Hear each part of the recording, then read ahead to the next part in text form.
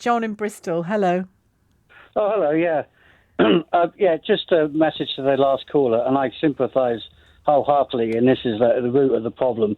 So many people are getting let down by the system, a deliberate system set up, certainly by the Tories of the last 12 years, into believing people have a safety net, and then it comes to needing that safety net, and it's not there. And that's part of the problem. And by the way, most people don't come to this country. France, Germany, the rest of Europe, they take far more people, many more people than we do. But anyway, I digress. I just want to echo what the lady was saying earlier about renting and private rents. Now, you see, Thatcher back in the 80s, in her infinite wisdom, abolished the rent caps. And so it's been a free fall and a Wild West situation ever since. And landlords can charge anything they like at any point above inflation, anything.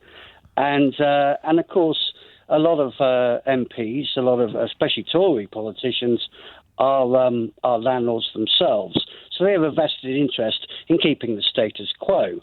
The whole housing market is a housing racket. It's absolutely obscene.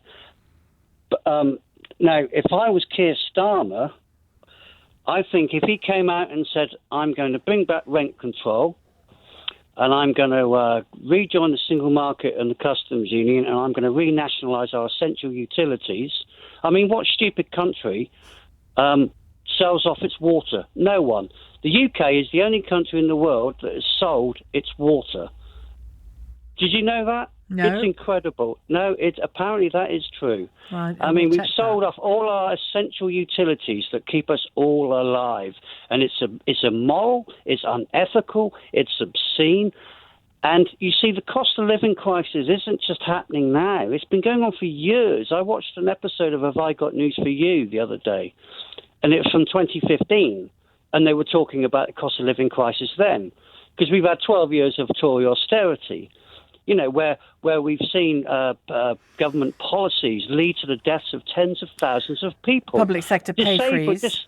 Yes, and disabled people. The United Nations a few years ago declared that the British government had broken and breached human rights laws.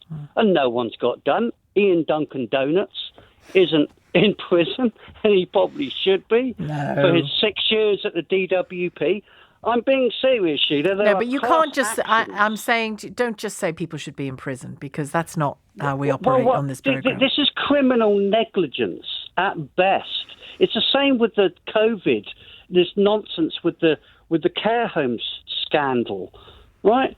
Hancock, Johnson, they lied about it. Hancock got up in Parliament and lied about the Iron Dome around care homes. And he said, we're never going to get COVID as bad as the Italians or the Spanish. And he stood up in Parliament and said that. I mean, we need a general election at ASAP. And if Keir Starmer grew a pair, right, and grew a backbone and called out all this corruption, all this dreadful... So you're assuming he's going to win, are you? Dreadful government. I think he would stroll into Downing Street, because I think the mood of the country is changing, and people need change right now. People can't stand anymore. I can't...